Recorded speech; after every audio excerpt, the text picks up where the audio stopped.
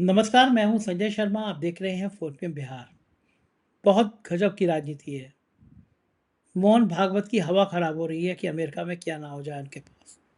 उनके हाथ, उनके पास सब कुछ लुट गया है। नफ़रती लोगों का ये हाल तो होना ही था। दैनिक भास्कर के राजनीतिक संपादक केपी मलिक से मैंने तमाम मुद्दों पर बातचीत की है।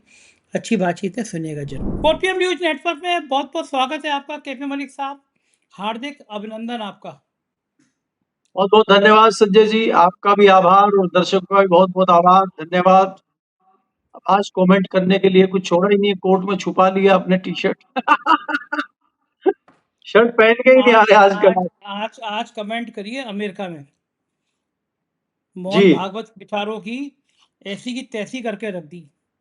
यहाँ पे तो 15-20 ब्लैक कैट कमांडो दे दिए हैं मोदी जी ने, लेकिन अमेरिका में, न्यूयॉर्क में गली गली मोहल्ले मोहल्ले में विरोध हो रहा है।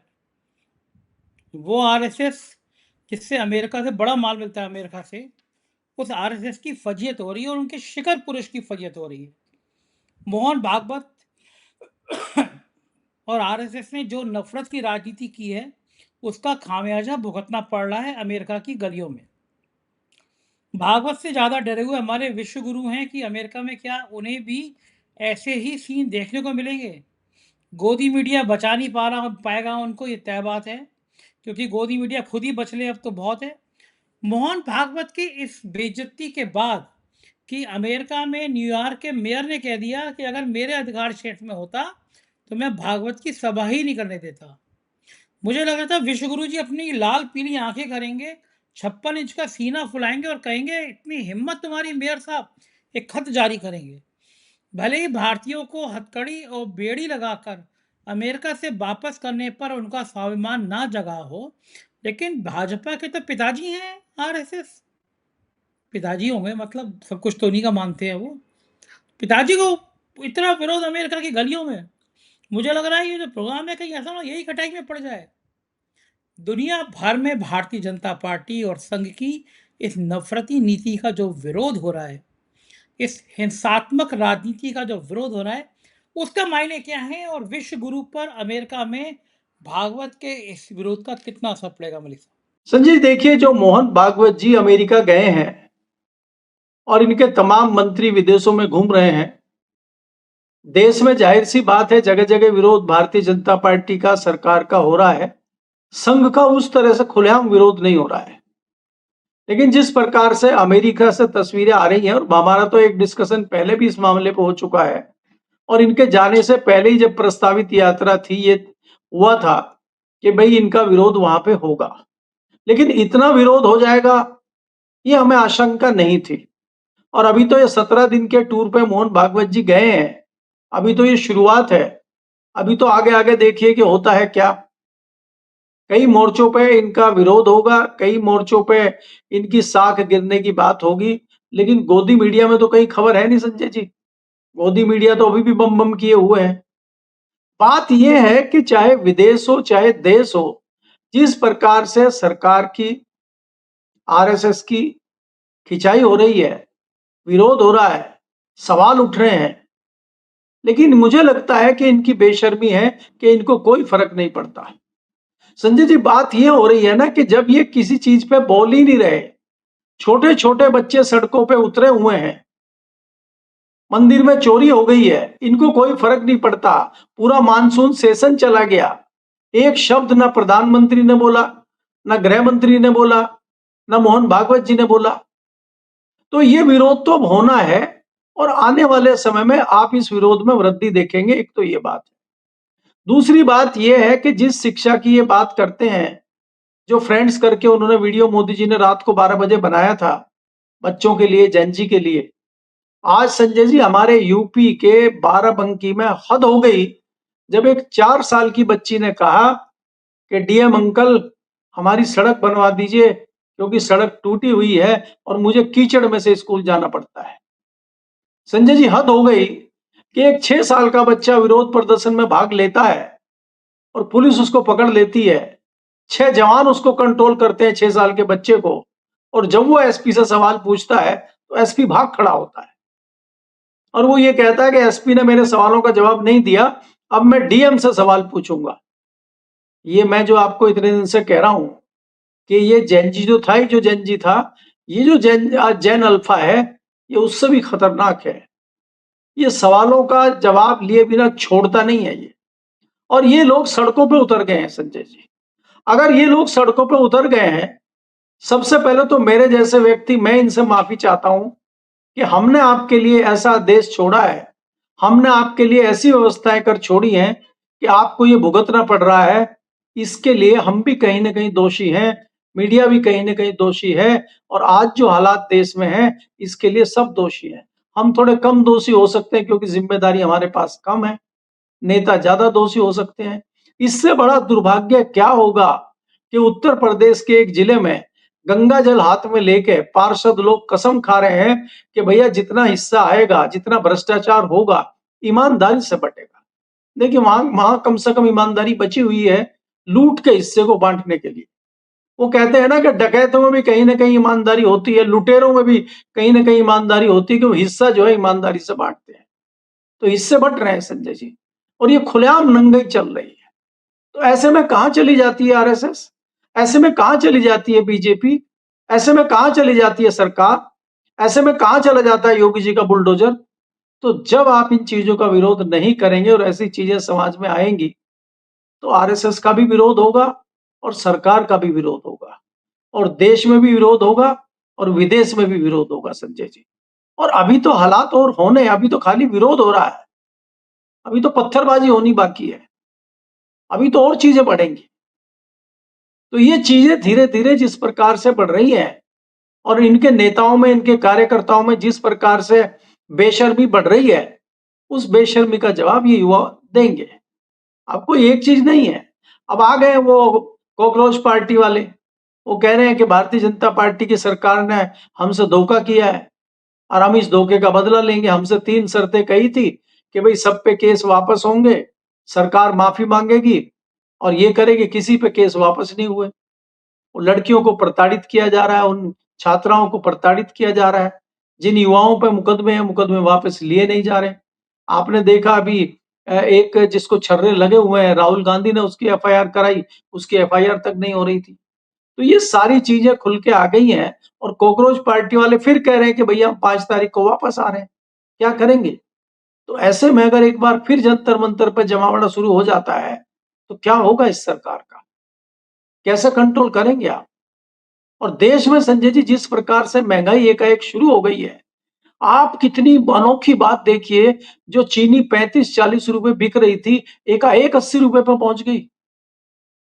जो जो प्याज 20-25 रुपए किलो बिक रहा था, वो एकदम से 40-45-50 रुपए बिक गया। और हमारे यहाँ तो आज हमारी पत्नी ने 65-70 रुपए किलो लिया है। तो ये आग कहाँ लग रही है? इस पे कंट्रोल कौन करेगा? गरीब आदमी क्या खाएगा? आज पेट्रोल के रेट भी बढ़ गए हैं दिल्ली में। मुझे नहीं पता आपके वहां बढ़े हैं कि नहीं बढ़े हैं। दिल्ली में पेट्रोल के रेट बढ़ गए हैं, तो पूरे भारत में ही बढ़े होंगे। तो आप हर चीज पर रेट बढ़ा रहे हैं, महंगाई तेजी से बढ़ रही है, और सरकार मुंह खोलने को तैयार नहीं है।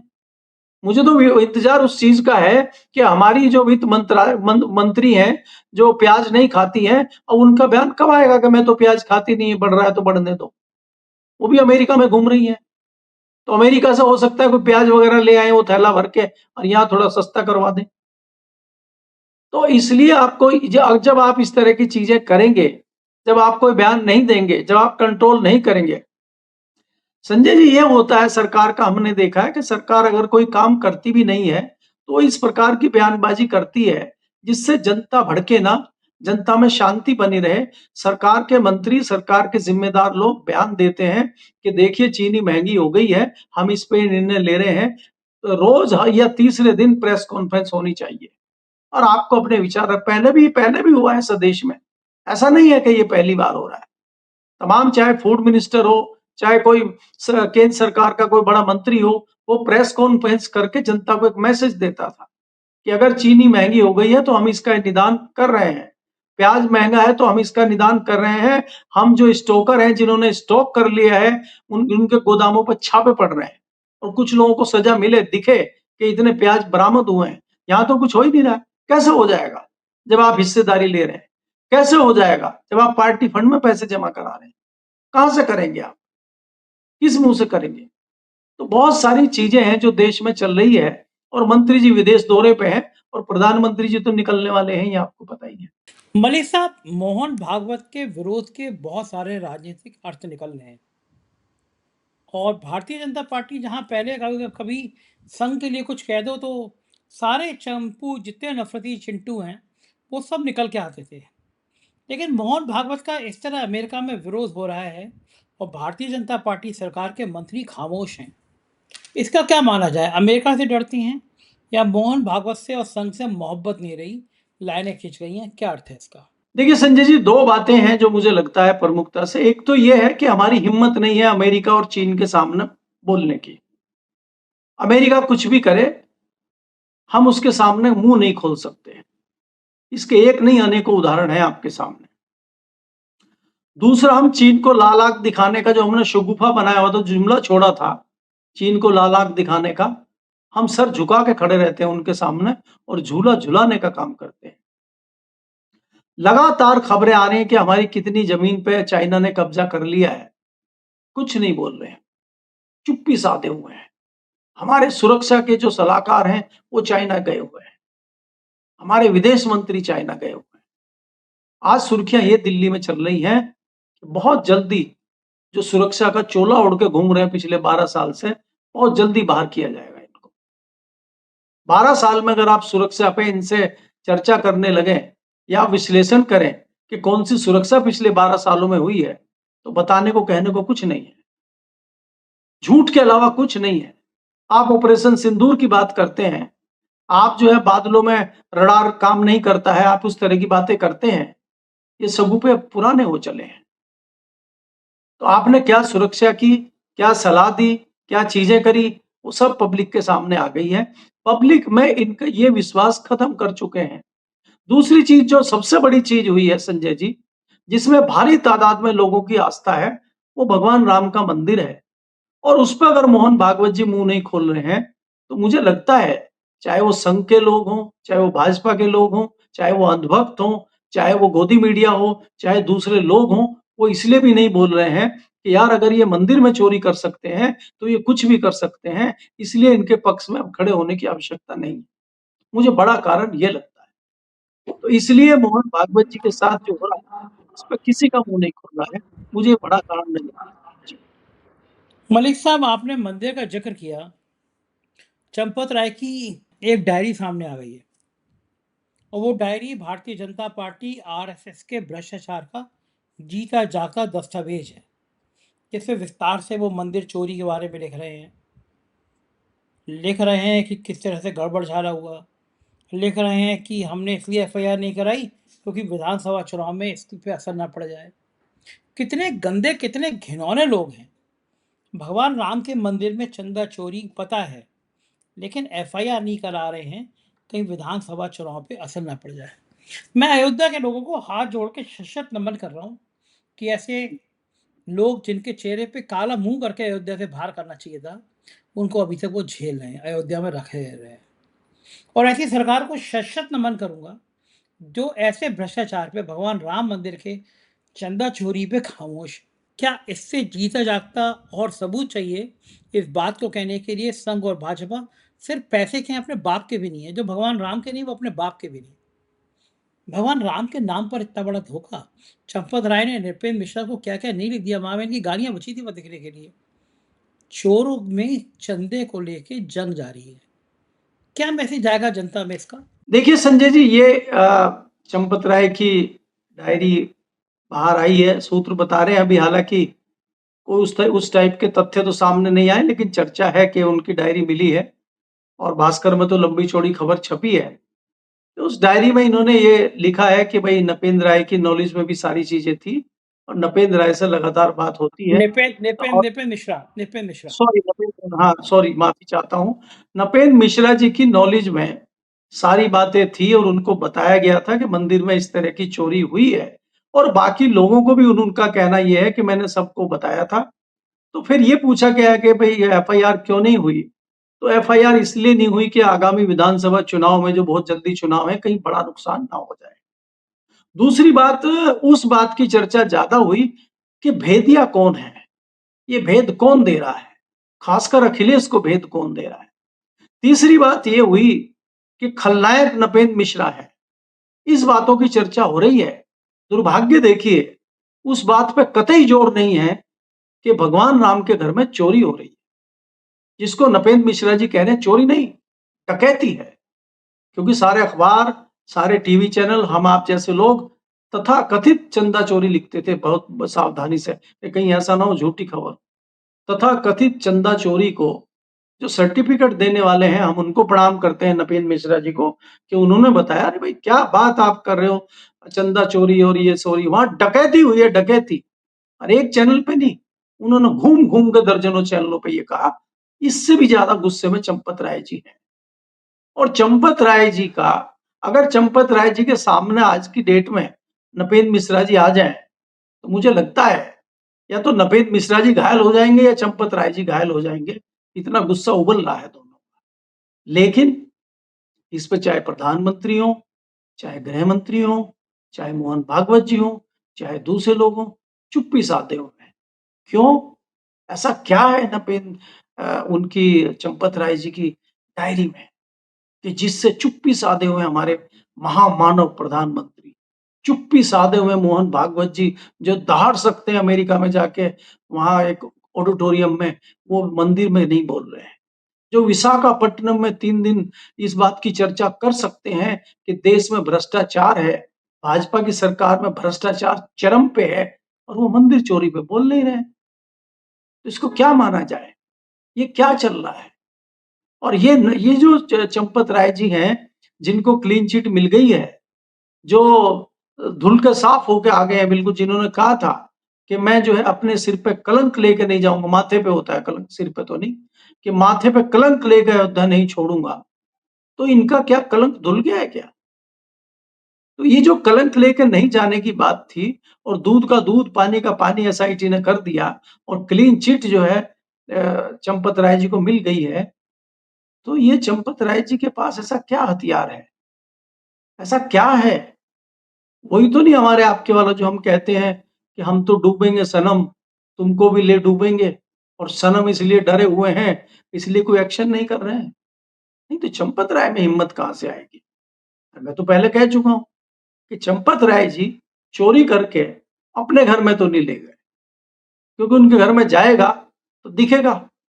अगर टिन्नू यादव जैसा छोटा कर्मचारी थोड़ी सी चोरी करके बड़ी गाड़ी खरीद सकता है, घर बनवा सकता है, चेहरे पे चमक आ सकती है नोटों की, तो चंपत राय के परिवार में तो आ नहीं रही चमक। ना उनके भाई में चमक आ रही है, ना परचून की दुकान का ओवरहोलिंग उन्होंने कराया है, ना दुकान पे सीमेंट लगवाया है, ना कुछ नई बात दिखाई दे, गाड़ी भी नहीं आई उनके यहाँ। तो फिर चंपत राय जी की जो चोरी हुई है, किधर किधर गया माल ये? अच्छा, ये माल क्या महाराष्ट्र और वेस्ट बंगाल और बिहार में तो नहीं चला गया? या इससे कुछ बिल्डिंगें तो नहीं खड़ी हो गई? अगर ये हो गई हैं, तो फिर कौन बोलेगा? मोहन भागवत जी कैसे बोलेंगे? नरेंद्र मोदी कैसे बोलेंगे? अमित शाह तो शायद बोल ही ना पाए, क्योंकि वो तो बेचारे बोल नहीं रहे बहुत दिनों से। वो तो एएनआई को बुला के कोने में पेड़ के पीछे छुप के बोलते हैं। वो तो आजकल कहीं बोल ही नहीं रहे। तो इसलिए ये जो आप चीजें देख रहे हैं, ये जो बोल नहीं रहे हैं, छुप रहे हैं, तो ये सारे कारण हैं कि उसके पीछे भगवान श्री राम के मंदिर में डकैती होना इनके सब मुंह बंद करने का नतीजा है, और इसीलिए इनके मुंह बंद है। मलिक साहब, 5 राज्यों के चुनाव सिर पर खड़े हैं। क्या लगता है आपको, जैन जी, जैन अल्फा, राम मंदिर, चंदा चोरी, इन सब चीज़ों में ऐसा कौन सा, या बढ़ती महंगाई, ऐसी कौन सी चीज़ है जो भारतीय जनता पार्टी को इन राज्यों के चुनाव में जिसका बहुत बड़ा नुकसान उठाने को पड़ेगा? मैं देख रहा हूँ मध्यम वर्गीय परिवार भी, जो इनका वोट बैंक था, वो भी बहुत नाराज है।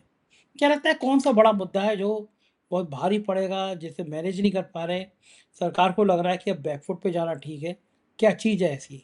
संजय जी, देखिए, मुझे दो चीजें दिखाई देती हैं। मैंने शायद मुझे ध्यान नहीं आ रहा, मैंने आपके चैनल पे कल कहा था कि नहीं कहा था, कि जब विदाई हुई थी भारतीय जनता पार्टी की सरकार की उत्तर प्रदेश से 90 के दशक में, तो ऐसे ही हुआ था कि कल्याण सिंह जैसे नेता को हटा के राजनाथ जी को बनाया गया था और समापन कर दिया गया था। जैसे माउंट बेटन आए थे अंग्रेज से, वहां इंग्लैंड से भारत को आजाद करने के लिए, ऐसे ही दिल्ली से राजनाथ जी गए थे।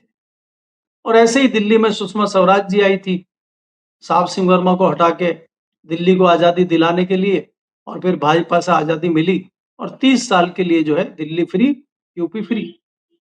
तो ऐसा ही मुझे लग रहा है कि उसको फ्री करने के लिए जो है मोदी जी हटेंगे और एक नया भारतीय जनता पार्टी का माउंटबेटन आएगा, जो इसको आज़ादी देगा, कुछ साल यहाँ रहेगा। ये इसलिए रहेगा, महँगाई बहुत बड़ा मुद्दा नहीं है। महँगाई का मुद्दा अब देखिए ना, चीनी 80 रुपए प्लस हो गई है, लेकिन लोगों को फ़र्क नहीं पड़ रहा है, क्योंकि जय श्री राम इतने जोश में, इतनी तेज़ी से बोला जा रहा है अभी भी डकैती के बाद भी, कि जय श्री का नाम आते ही वो कह रहे हैं चाहे 500 रुपए पेट्रोल हो जाए, दिक्कत हमें कोई नहीं है, ऐसे लोग भी हैं। तो उनका तो दिमाग अभी तक ठीक हुआ नहीं है। तो इसलिए महँगाई का मुद्दा तो मुझे बड़ा लगता नहीं है। सबसे महत्वपूर्ण मुद्दा होगा मंदिर में चोरी, और दूसरा मुद्दा होगा ये जो जेन ज़ी और जेन ज़ी अल्फ़ा ने जो माहौल बनाया है, और राहुल गांधी ने वो जो राजनीतिक पैंतरेबाज़ी और राजनीतिक दांव चला है छात्रों की गूंज का, वो मुझे सुपर हिट होता दिखाई दे रहा है। क्योंकि देखिए छात्र आपसे क्या माँग रहा है? छात्र ये तो नहीं कह रहा मुझे विधायक बनाओ, मंत्री बनाओ, मैं सरकार चलाऊँगा। छात्र ये कह रहा जो मेरा अधिकार है शिक्षा का, वो अधिकार मुझे दे दो। मुझे शिक्षा लेने दो। परीक्षाएँ ठीक करो। अब जो बच्चा पढ़ लिख के होशियारी से पढ़ता है, अच्छे से पढ़ता है, मेहनत करता है, वो फेल हो जा रहा है, और जिसको कुछ आता नहीं है वो नकल करके पास हो जा रहा है। मुझे लगता है ये जो सड़कें टूट रही हैं, ये जो हॉस्पिटलों में ढंग से इलाज नहीं हो रहे हैं, ये वही वाले बच्चे तो नहीं हैं। अगर सड़क का इंजीनियर सड़क नहीं बना पा रहा है और वो सड़क 6 महीने में टूट जा रही है, धँस जा रही है, गुड़गांव जैसी जगह पे पानी भरा हुआ है, बस की बस डूब गई। गुड़गांव में आज मेन चौक पे, इप्को चौक पे दर्जनों फीट का गड्ढा हो जाता है, तो कौन इंजीनियर है वो जो सड़कें बनवा रहा है? ये कौन से इंजीनियर है ये? तो वही वाले हैं क्या? तो मैं इसलिए कहना चाहता हूं कि जो अधिकार बच्चे मांग रहे हैं, वाजिब अधिकार मांग रहे हैं, और बड़े वाले नहीं, जो पहले 20 साल के, 25 साल के, 28 साल के बच्चे थे, अब तो 6-6 साल के बच्चे आ गए। 6 साल के बच्चे का आप उदाहरण देखेंगे बिहार का, जिस तरह से वो वीडियो वायरल हो रही है, चल रही है, तो आपको एक बार ये भी लगेगा कि ये क्या हो रहा है, लेकिन अंदर ही अंदर दुःख भी होता है। क्या ये 6 साल के, 8 साल के बच्चे आंदोलन करने के लिए, लड़ाई लड़ने के लिए आ रहे हैं ये? ये तो हमें नकारा बताएँगे कि हमारे पूर्वज नकारा थे, हमारी हमसे पहले वाली पीढ़ी नकारा थी, वो कुछ नहीं कर पाई, इसलिए हमें सड़क पे उतरना पड़ रहा है। तो ये हमारे ऊपर भी लांछन है, हमें भी अपने गिरेबान में झाँक के देखना चाहिए। जिस प्रकार से चाहे मीडिया हो, जिस प्रकार से आज मीडिया ने समझौता कर लिया है, चरण वंदना कर रहे हैं, राग दरबारी कर रहे हैं, ये मीडिया के मुँह पे भी बहुत बड़ा थप्पड़ है, बहुत बड़ा तमाचा है। मीडिया को भी अपने गिरेबान में झाँकना चाहिए। इस तरह की खबरें संजय जी दिल्ली के मेन स्ट्रीम मीडिया से नदारद है। आज सुप्रीम कोर्ट का निर्णय आया है, उन्होंने कहा है कि भई जितनी अपील आई है वेस्ट बंगाल के मामले में, सर के मामले में, जितने वोट कटे हैं उसमें 90% वोट सही वोट हैं, जिनको सर के तहत काटा गया है। एसआईआर के तहत काटा गया है, उसमें 90% वोट सही लोगों के कटे हैं, वो वोट नहीं कटने चाहिए थे, ये एक्सेप्ट किया। अब क्या करेंगे आप एक्सेप्ट करके? क्या ऐसा होगा कि दोबारा वेस्ट बंगाल में चुनाव होंगे? कुल 30 लाख वोट ज्यादा मिले हैं भारतीय जनता पार्टी को टीएमसी से, और 38 लाख वोट आपने काट दिए। अगर ये 38 लाख में से आप 30 लाख वोट भी वापस ले आते हैं तो बराबर पे खड़ी है टीएमसी। तो फिर टीएमसी की सरकार क्यों नहीं बनी और भाजपा की सरकार कैसे बन गई? तो बहुत सारे सवाल हैं। कटघरे में आज कोर्ट भी खड़ा हुआ है, कटघरे में आज चुनाव आयोग भी खड़ा हुआ है, और कटघरे में सरकार भी खड़ी है, और कटघरे में हो रहा है। जी। बिल्कुल ठीक बात है, स्थितियाँ खराब हो रही हैं। बहुत-बहुत शुक्रिया मलिक साहब, समय दिया। ये थे केपी मलिक जी और आप पूरी बात सुन रहे थे। आप सोचिए कि क्या हाल हो गया राजनीति का। भगवान राम के नाम पर इतना बड़ा खेल, ये लोग किसके हैं? हर समय सिर्फ नफ़रत की बात करेंगे। मोहन भागवत का जो अमेरिका में हाल हो रहा है, कभी संघ ने सोचा था? पूरी दुनिया में विरोध हो रहा है कि भारत एक ऐसा राज्य बन रहा है, जहाँ पे नफ़रत, नफ़रत और नफ़रत फैलाई जा रही है। आप क्या सोचते हैं मुझे बताइएगा ज़रूर, मुझे आपकी राय का इंतज़ार रहेगा।